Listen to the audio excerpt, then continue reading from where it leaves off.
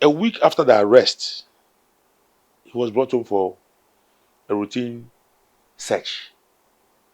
So we're there with him. They did all the search they could. Nothing was found. And they said, we know you enjoy women, so you know we'll have to say you have an affair. And it was quite a difficult one to understand. That soldiers, his sons' ages, could be, whether they were jokes or they were serious. Honestly, I felt very bad. Very, very bad. Very, very, very bad.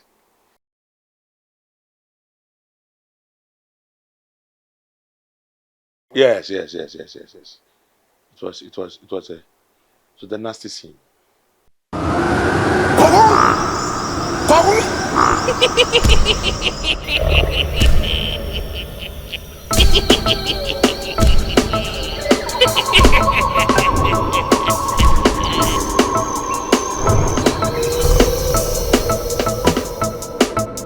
Ila chindela lenywa ila muwa matinda batomu ndabye pete kaba welane jesubi ngene kaba welano ila chindela lenywa wa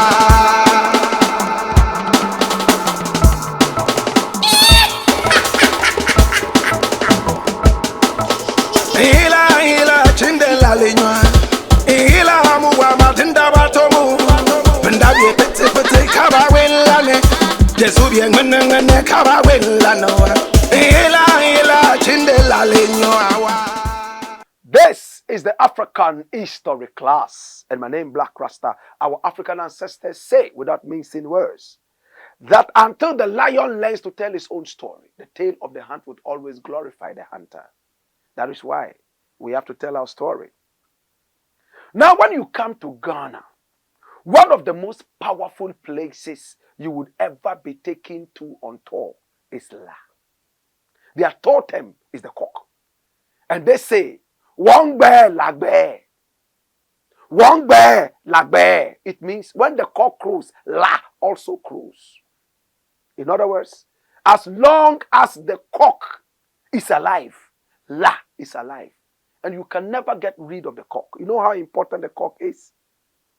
Now, before the onset of the alarm clock, the African black cock was the most respected alarm clock. It will crow at the right time, not 1 minute late, not 1 second early, waking up all the massive and crew, whether you fed it or not. That was how important it was. And even up to this date, traditional African homes still wait for the crow of the cock to wake up and be alive again for yet another day. One bear, like bear. La is a very beautiful place. The original name is La. But foreign people came into the country and decided to name it Labadi. Today they insist on naming the place La by its original origins. What is the meaning of La? Do you know what it means? Now I took a trip to La. And every time I walk into that area, I see the tradition of the people. There are some beautiful shrines, African shrines. In fact, from where the La people believe they get their power. In fact, one of the shrines was built by a man who we are talking about today. He was born and christened Benjamin Kojo Yemoh before his death in 1981. Benjamin Kojo Yemoh lost his name to a new moniker, which was Kojo Sardine. When you go to La, there's a place called Kojo Sardine Bus Stop, the Kojo Sardine Road, and the whole area known as Kojo Sardine.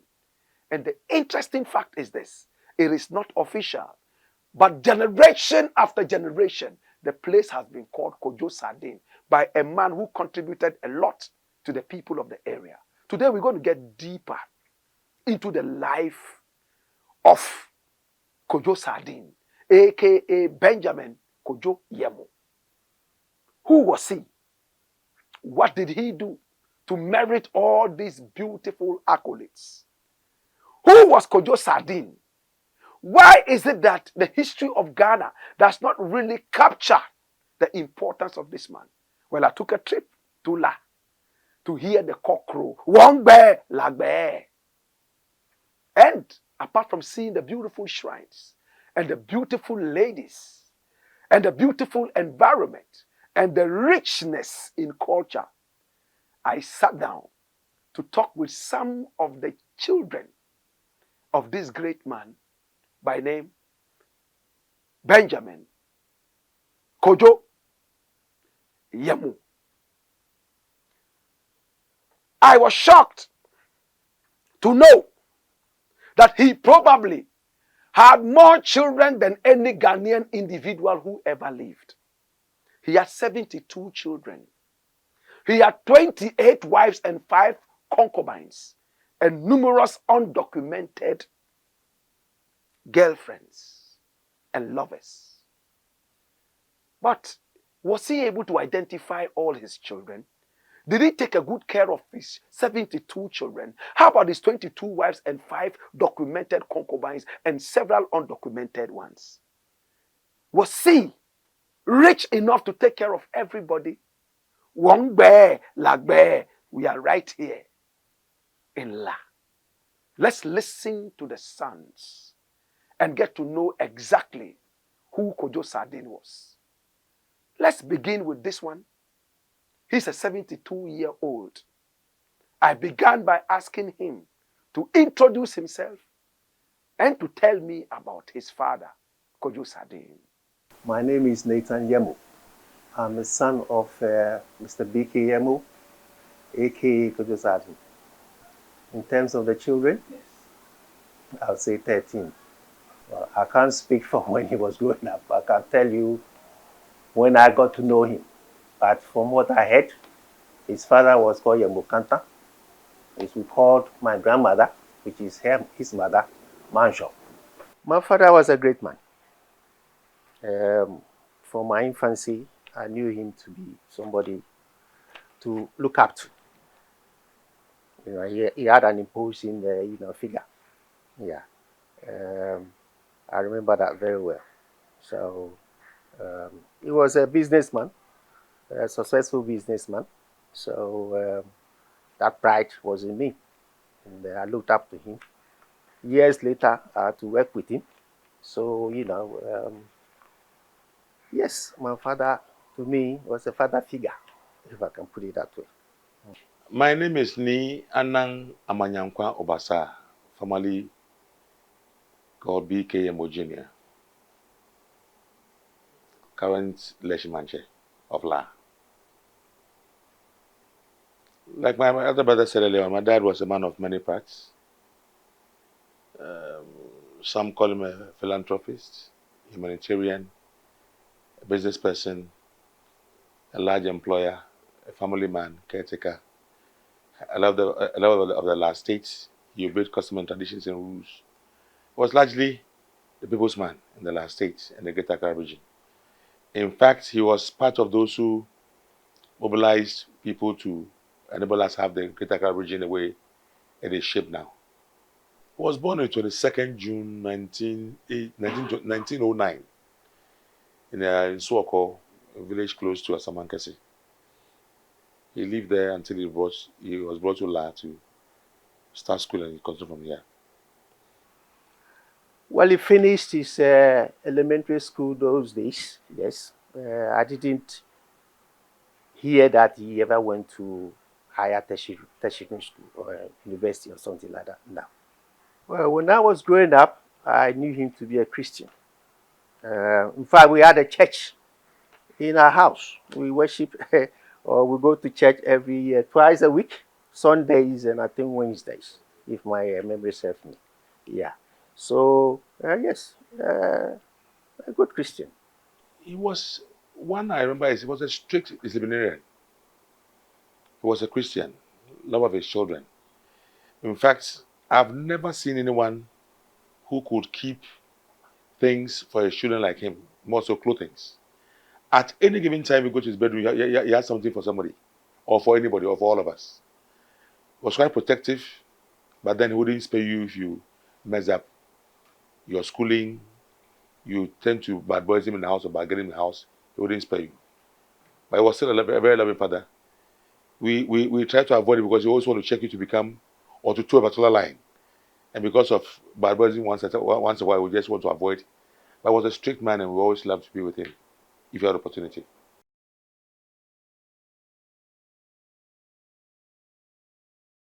From your back, you could identify and mention your name, no matter who you are. And you add your mother's name to it. Like you ask, Mesa Bude, boy, I've seen you. You mention it. He knew all of us because obviously at the stage you have to come and live in the house with him. So we all live in the same house. So quite a big house, a bombing house. That's where we all grew up. Even with our cousins, his nephews and nieces, we all live in the same house. And we knew the effect of calling ourselves sisters and brothers instead of saying cousins. Yeah.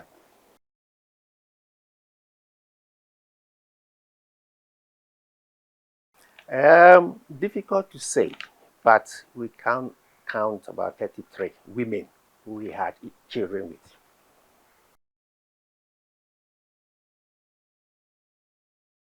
Totally. The bond was such real. Very, very real bond. What I can say is the fact that we don't hold on to our maternal lines. Each one had a friend in the stepmother's child, that's his brother or sister. So I'm a friend to my senior brother who just spoke, and I'm sure I'm closer to his junior brothers maternally than himself. They themselves. So we actually crisscross ourselves. One of the men that's held us together is this one. Held us together for, it's a good fact. Wow. Kojo Sardine. Very interesting person. How did he come by the name Kojo Sardine? We heard they ate sardines in the house. He imported sardines into the country. And all the members of his family enjoyed quality food whilst Ghanaians were going through hunger crisis. How true is that? Well, it's a long history. He was even called Kojo Sardine before I was born. So I grew up to know him as Kojo Sardine. Obviously, we didn't say that in his face, but that's what everybody called him. Yeah, he got the name because of the work he did, supplying aggregates, sand and stone and laterite and stuff like that. So it was rumored, or I got to know, that he used to pack the workers onto the vehicles, the trotros and stuff. Like those days, there weren't much tipper trucks as we know them now. Yeah, so he used to put his workers on top of the aggregates, and they were packed together. So people used to call the Sardine BAI, Sardine BAI. So the name stuck. And because he was Kojo, from his local name, it's a Kojo Sardine BAI, Kojo Sardine. So the name stuck. That's it. Kojo Sardine came all the way from the Ga ethnic group. What is it that he did that endeared him to the people? Who exactly was he? He was a contractor. He was doing roads and buildings. But he constructed the La market. Most of the roads in La were made by him. He was into weaving textile. He had a textile company doing this, we call it dongre. Then part of this blankets and stuff. He was into furniture manufacture. Was into block and tiles, supply of aggregates like my brother said earlier on. And was still doing import and export business at the time. Was a strong family man. Was also a politician, a member of the CPP government. Was a district commissioner in the 60s. So it was during that time he was able to construct the La markets for the La people. And have all these roads done for the La state. Today, we are telling you the story of Kojo Sardine. He was born Benjamin Kojo Yemoh. Let's find out some of the things we have never heard in the media. Why did the Rawlings administration come for Kojo Sardine? Before the AFRC, we had the NLC, the National Liberation Council, which was headed by General Kutua Champon. So NRC, yeah, sorry, forgive me. So things were difficult at the time. Food wasn't easy to come by. So the government approached. I'm sure the government approached many people, many business people, if there's any assistance that we would give. So my daddy, he moves around, yes. So he said, okay, I have contacts in Kenya. I'll ask them if we can get some maize and some rice. So he did those arrangements, and thankfully the rice and the maize arrived. I remember when the ships arrived, there was a little misunderstanding about the demurrage because the ships were saying they were being kept there longer than they should, so the government will have to pay for the demurrage. There was a little misunderstanding about it. I can't tell you how it was resolved, but obviously the goods were eventually taken out and the ships left. So yes, everybody was going about their normal duties, and then suddenly one morning we got up and the soldiers came and took him away. And the next we heard in the dailies, he's been sentenced to 99 years for tax evasion. Kojo Sardine was arrested by the Rawlings administration for tax evasion. Do you believe that he actually evaded tax?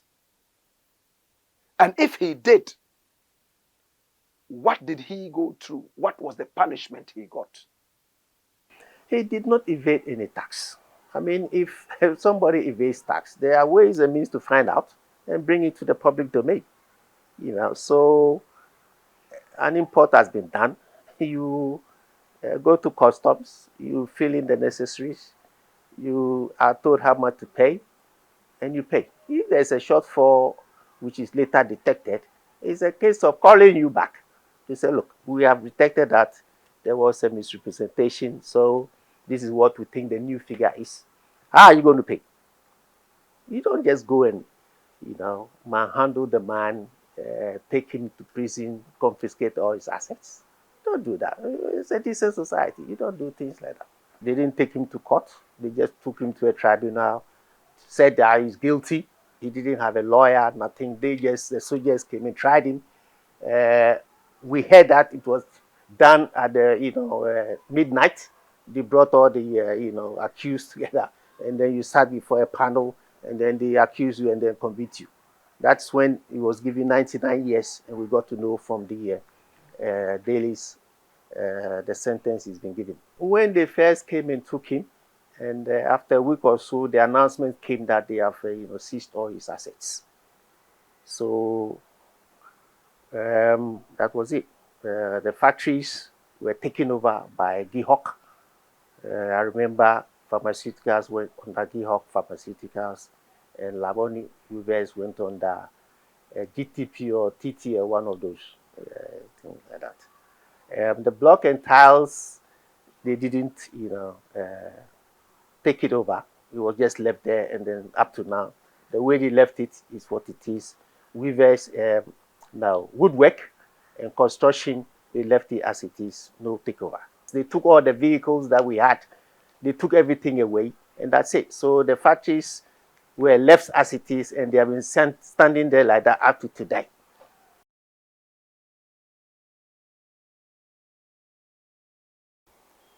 I think most governments should investigate to understand if there are even reportages about the people they arrest and detain.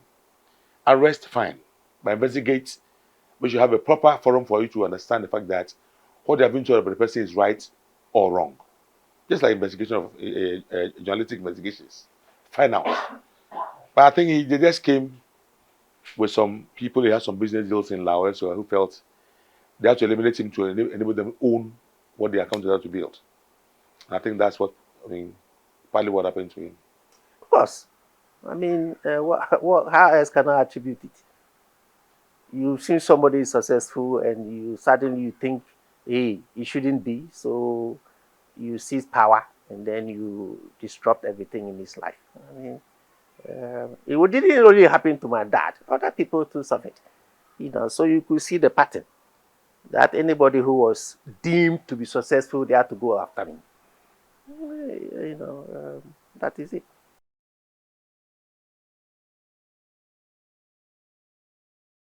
It was being around at 2 o'clock with sunshine. That 2:30, you see darkness in the skies. Your world was shattered because he's had earlier arrests. But he went to the mill. They went through his tax stuff, and he came back home. So we thought that was the normal thing he was going to do. I realized that was the end of it. He didn't come back for 2 years. He was away and he passed on. So our worlds came to an end. Those of us who were a bit lucky to have had formal education then, you only had your mother to support you if she could. Those who couldn't have support from their mothers, that was the end of the road for them. Okay, to be frank with you, it became very difficult. I mean, most of the children at the time were young. I mean, so you can imagine, some had to stop schooling. Most had to stop schooling. I mean, I can count maybe 10 of his children who were grown up, so they can, more or less fend for themselves. But the rest, you have to rely on your mother or extended family, and that's it. And it's been like that since.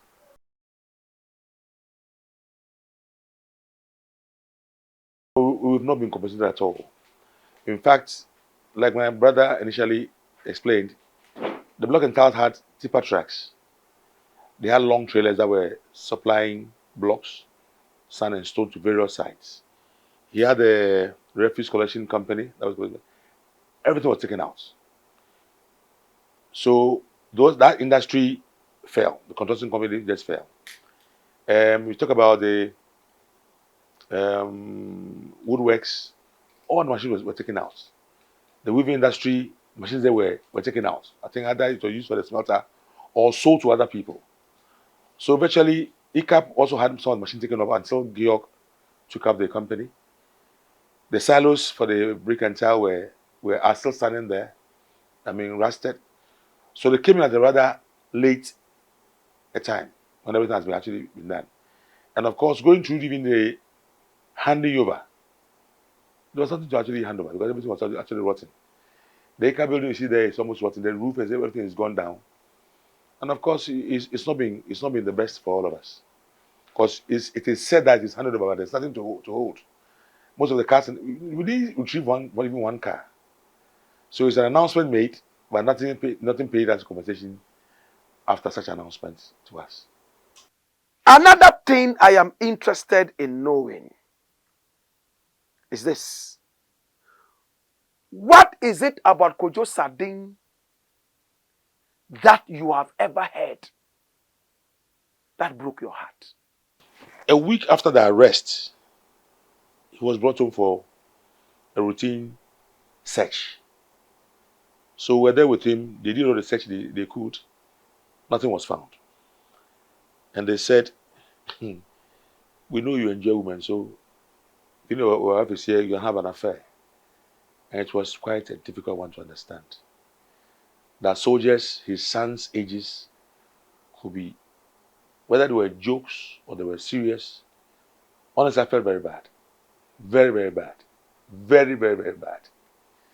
Soldier, in fact, I was any younger anyway, but 25-year-old boys will say, they are here. So if you want to try it, you can try it of them. We'll give you the chance to do it.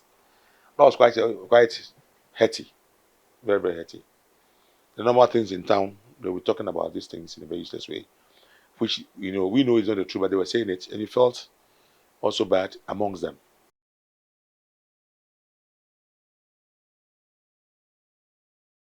I don't want to say anything which is going to be interpreted as sentimental or anything. No, just tell us the truth. What I know is that he was maltreated by soldiers, particularly those soldiers who knew him, who were La people.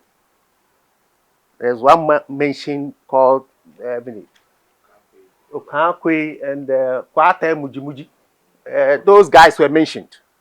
I can't tell you exactly what they did, but those guys were mentioned as people who they knew my dad should have come to his aid, or should have at least told them, look, let's be patient with him, or let's treat him in a decent manner. But these two guys were mentioned.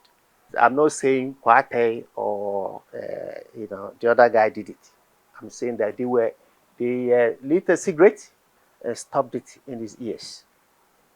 All right, beat him up,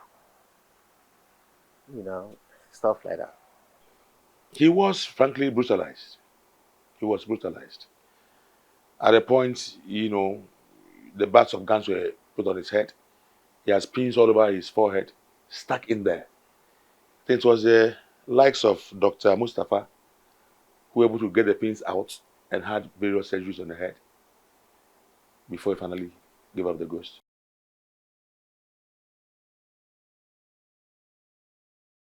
I'm sure he was disappointed, but as to say forgiveness, I can't say. I'm not the rightful person to, say that. But I'm sure he was very disappointed and felt betrayed.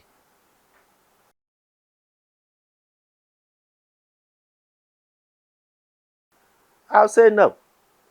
Especially me, I would never forgive him because he disrupted so many things. And, I can't see how after his reign, the country hasn't even progressed. So I can't see what he came in, all that noise was about. To forgive is divine. To forgive is divine. So um, we don't think same. We don't feel same.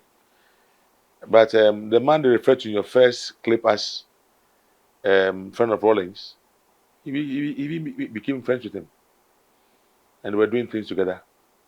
So I'm sure from that angle, he forgave. Others will not forgive. More especially those, of course, who had their lives cut short in education, and whose mothers could not afford to take them on, will never ever forgive.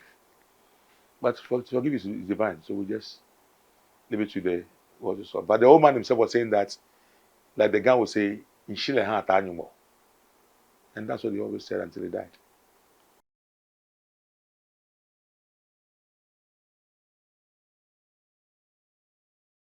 Initially, I was. In fact, I had a quarrel with him, you know. But hey, life is life, you know. My brother showed good faith. He's forgotten all about the evil that the man did, and he became his friend. I mean, that is a good testament of somebody who can say has got humanity and a Christian. Like I told you, everybody has a reflection of how he or she feels, and I suspect he may have been close to him to get rather at the family, or at the point we're also agitating for our rights within the rights he felt he had over us. So it was in the system to, I think, try to oppress us using government machinery, using the IGP and co. Yeah, those were times we also felt bad about it. But then, you remember other reasons he was following.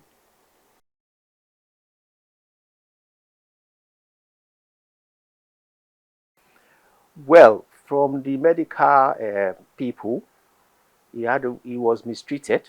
They kicked his head in and stuff like that, so he had a brain hemorrhage.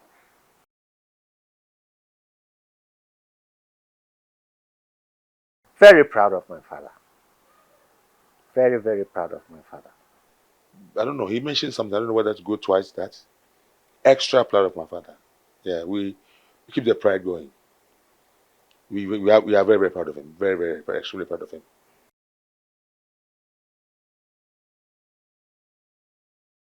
The honor has not been official. It is mentioned now by people and their children. The road or the area named after him has a road in front of it. Goes on this Kwakwanya Street. But the people have actually dishonored that name and honored my father with that name of that area. Kojo Sardine, that's enough a name. And that should prompt the people of La to do something in his honor. In fact, on the 30th anniversary of the La Manjon the stool before he passed on, that's where they brought this citation. Yes, so that was the only thing we have received as an honor on his behalf. More could be done, but I think for now we'll take it because it's the people who have recognized him and have named the area after him. So I think that is enough. That is good testament, you know. But the country or even from La, we can do more for him, you know. There could be a monument, you know. I'm not saying big statue or something like that, but something for people to recognize that, look, this is one of our indigenes who has actually helped La. You know, I'm sure the road you took to come here, he built that road. He made sure that the road was asphalted and, you know, put street lights and everything, you know. So he employed a lot of people. I mean, when you went to ICAP or Laboni with this, a lot of La people, you know, worked there. Not only La. I mean, Usu and Accra. I remember when we were in school, we used to have this long vacation where students go to work. And after every year, you find most of the workers there are students, you know, just coming to, you know, get some pocket money or stuff like that. And they came all the way from, you know, Accra. This is the African History class, and my name is Black Rasta. Today we've had the privilege to listen to a story that has never been fully told. All the discrepancies have been removed, and the true story has been brought to you as told by the rightful owners of the story. In the burden of knowledge, I ask you, now that you know the story of Kojo Sardine, what will you do? Bianeni ole amini obafe yezunda kagane mezaka yine ye papango bukaye na fifia yenya lukai na wo ba na ehu ebe den lele ya njima singa be konne lele ya njima singa bere. It's been the African History class, and today we say Kojo Sardine, Kojo Sardine, uni yaminko kenyumoyaya Kenyumoya, oh, Kenyumoya, oh, Atanyumoya, oh. This has been the African History class, and today we've been talking about Benjamin Kojo Yemoh, aka Kojo Sardine.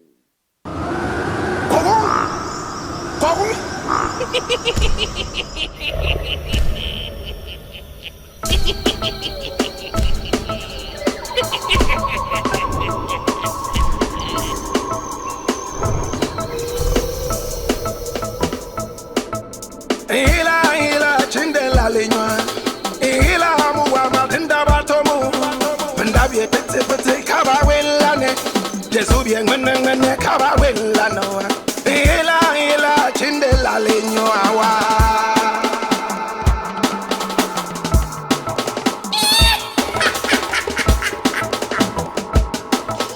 ila chindela lenywa ila muwa matinda batomu ndabiye pete kaba welane Jesu bien ngene kaba welano ila chindela lenywa